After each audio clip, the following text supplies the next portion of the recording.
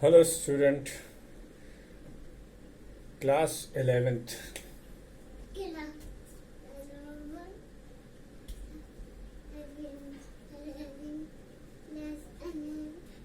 physics. सबसे पहले तो हम इसी टर्म को जान लें, व्हाट इज फिजिक्स। फिजिक्स क्या है? Physics study of nature and natural phenomena. ये एक बहुत ही ब्रॉड सेंस की डेफिनेशन है। नेचर में ऐसा कोई भी फिनोमिना नहीं है जिसमें फिजिक्स इन्वॉल्व ना हो। अगर हम फिजिक्स को एक्सप्लेन करें तो फिजिक्स लैटिन का एक वर्ड है फ्यूसिस। ये लैटिन का वर्ड है, इसका मतलब होता है द नेचर, प्रकृति। तो ऐसा कोई भी फिनोमिना नहीं है जिसमें फिजिक्स इन्वॉल्व ना हो। कुछ में आपको डायरेक्ट दिखाई देगी, कुछ में आपको इनडायरेक्ट दिखाई देगी। आप जो भी फिनोमिना चाहें मैं उसे एक्सप्लेन कर सकता हूँ फिजिक्स के टर्म्स में। कोई ना कोई फिजिक्स का प्रिंसिपल जरूर इन्वॉल्व होगा, इसीलिए ये the most of the natural science है फिजिक्स। इसे कोई सिर्फ मशीन या इलेक्ट्रॉनिक्स या फिर एनर्जी या मास से ना जोड़े, इसमें सब कुछ आ जाता है। बहुत सारे साइंटिस्ट का मानना है कि ये मदर ऑफ द साइंसेज है। बहरहाल हर आदमी का अपना अपना एक विचार होता है। It is his or her own opinion regarding to a particular thing. तो फिजिक्स की जो सबसे जनरल डेफिनेशन है वो मैंने आपके सामने लिखी, the study of nature and natural phenomena. पहले हमने जब साइंस की क्लासिफिकेशन की थी तो उसमें आपने ब्रॉड सेंस में 3 जाना था। 3 में क्या क्या थे? एक था आपका फिजिक्स, एक थी केमिस्ट्री और एक थी बायोलॉजी। बायोलॉजी में फिर जूलॉजी और बॉटनी। फिजिक्स अलग, केमिस्ट्री अलग। केमिस्ट्री में हम मोस्टली केमिकल रिएक्शंस के बारे में पढ़ते हैं। फिजिक्स में हम मोस्टली मास और एनर्जी रिलेटेड प्रॉब्लम्स करते हैं, फोर्स के बारे में जानते हैं और सब कुछ करते हैं। लेकिन अब आप क्लास 11th में आ गए हैं। 5 ईयर्स की आपकी फिजिक्स की इंडिविजुअल जर्नी कंप्लीट हो चुकी है। यहाँ पर आपको एक बहुत ही वाइड सेंस में एक बहुत ही वाइड और कैलकुलेटिव अप्रोच लगानी है क्लास 11th में। लेकिन बिल्कुल भी घबराना नहीं है। इस साल की जो आपकी physics according to Indian curriculum है, चाहे वो किसी भी बोर्ड का हो, हम इस बार जो फिजिक्स को अप्रोच देने वाले हैं वो अप्रोच कैलकुलस की अप्रोच है, जो सर आइजैक न्यूटन और लीबिन्स ने डेवलप की थी फिजिक्स के कॉम्प्लिकेटेड फिनोमिनास को एक्सप्लेन करने के लिए। थोड़े समय के बाद, 1-2 लेक्चर के बाद हम आपको एलिमेंट्री कैलकुलस का भी इंट्रोडक्शन देंगे। फिलहाल आज हम फिजिक्स के बारे में जानेंगे। देखिए, आपकी बुक के अकॉर्डिंग मैं चलने वाला नहीं हूँ। मुझे अपने एक्सपीरियंसेस से जो लगता है मैं उसके अकॉर्डिंग पढ़ाऊँगा। तो आपको हम जो पढ़ा रहे हैं या जो हम डिस्कस कर रहे हैं वो आपको बोर्ड पर से नोट करते जाना है और इसी हिसाब से आपको नोट्स बनानी है। ठीक है?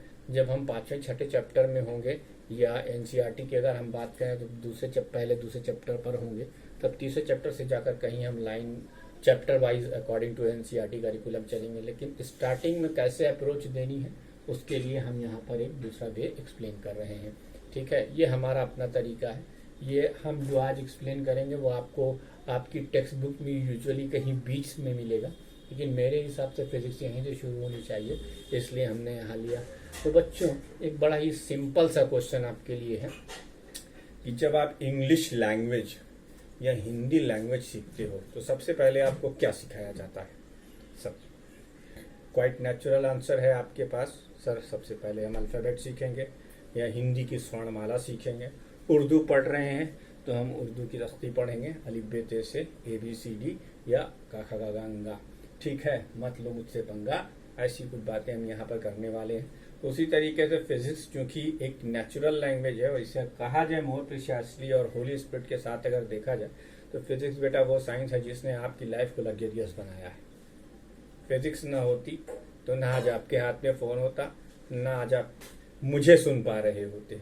कम से कम शॉटकी और जॉन बर्डीन और जैसे साइंटिस्ट ने आपको माइक्रोचिप का डिज़ाइन करके दिया, जिसकी वजह से आज आपके पास मोबाइल है, लैपटॉप है और तमाम चीज़ें हैं।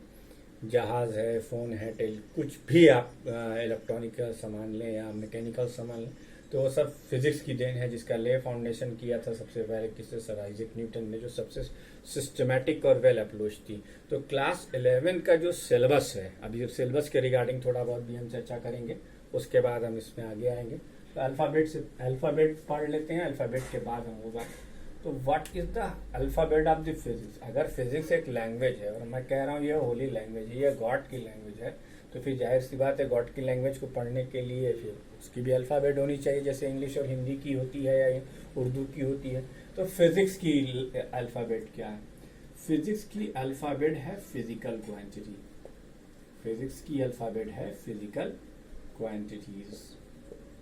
ठीक, अब फिजिकल क्वांटिटीज की डेफिनेशन क्या है? एनीथिंग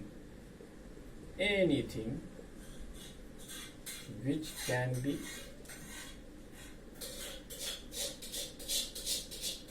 measured direct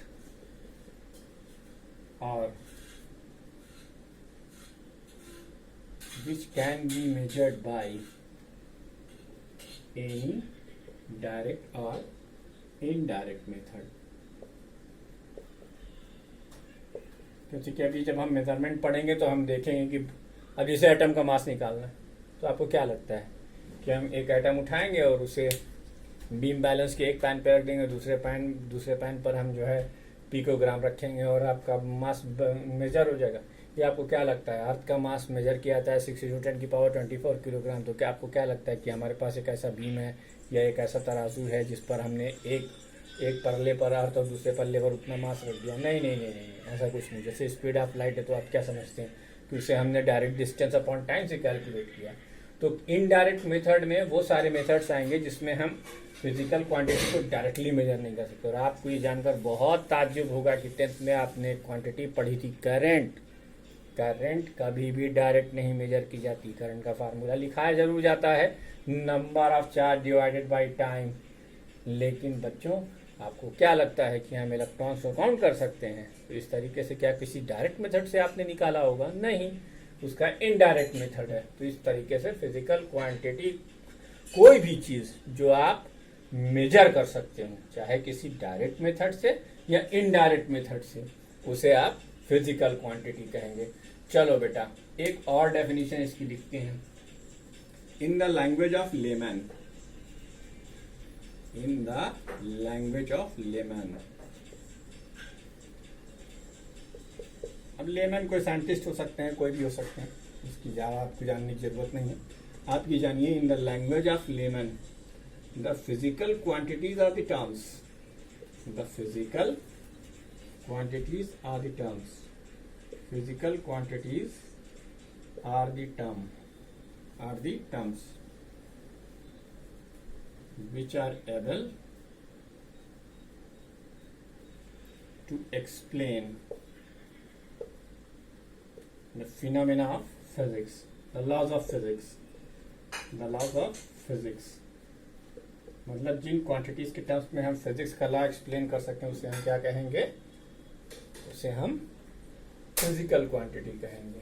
अच्छा, इसका एग्जांपल भी दे देते हैं। फॉर एग्जांपल, आप डायरेक्टली मेजर कर सकते हैं मास, ठीक, डायरेक्टली मेजर कर सकते हैं लेंथ, डायरेक्टली मेजर कर सकते हैं टाइम, ठीक, स्पीड, ठीक, force. Some kind of forces को आप डायरेक्टली मेजर कर सकते हैं, सम काइंड ऑफ फोर्सेस को आप इनडायरेक्टली मेजर करेंगे। ठीक है, अब ये वाली जो डेफिनेशन लिखी है, देखो चलो हम 9th क्लास में चलते हैं, जहाँ पर आपने एक लॉ लिखा था F = ma। अब एक नॉन साइंटिफिक स्टूडेंट के लिए क्या है? F = मास। लेकिन एक साइंटिफिक स्टूडेंट के लिए ये 3 लेटर जो लिखे हुए हैं, इनके बड़े ही सिग्निफिकेंट मीनिंग्स हैं। F क्या है भाई? F क्या है भाई? F फोर्स है। देखो, फोर्स क्या है? एक फिजिकल क्वांटिटी है, मेजरेबल है। M क्या है? दूसरी फिजिकल क्वांटिटी है, वो भी मेजरेबल है। तीसरा एक्सीलरेशन, वो भी क्या है? मेजरेबल है। और ये है क्या? ये तीनों मिलकर क्या बनाते हैं? ये सर आइजैक न्यूटन का ओरिजिनल लॉ ऑफ मोशन है। आपने 8th में भी पढ़ा था, आपने 9th में भी पढ़ा था। Newton second law of motion, बच्चों यही लॉ है मोशन का। सर आइजैक न्यूटन का लॉ यही है, ओरिजिनल लॉ है। आगे चलकर जब न्यूटन लॉज ऑफ मोशन हम पढ़ेंगे तो हम वहां पर इस चीज को प्रूव भी करेंगे कि 3 लॉज नहीं है, सिर्फ एक लॉ है। वो लॉ कौन सा है? F = m/a। इसी के इर्द गिर्द हमारे क्लास 11 की पूरी मैकेनिक्स घूमेगी। ये बेटा पहचान लो, ये फोर्स है। Force = mass into acceleration. Force = mass into acceleration. तो लैंग्वेज, लेमन की लैंग्वेज के हिसाब से देखो हमने लिखा क्या है? सिर्फ 3 लेटर। जो 3 लेटर आपने लिखे हैं वो क्या बन गए? न्यूटन का सेकंड लॉ ऑफ मोशन। अभी फिलहाल क्या है ये? न्यूटन का सेकंड लॉ ऑफ मोशन। तो दो फिजिकल क्वांटिटी को हमने मल्टीप्लाई किया और हमें एक तीसरी फिजिकल क्वांटिटी मिली, फोर्स। इस तरीके से हम कह सकते हैं कि ये क्या हो गया?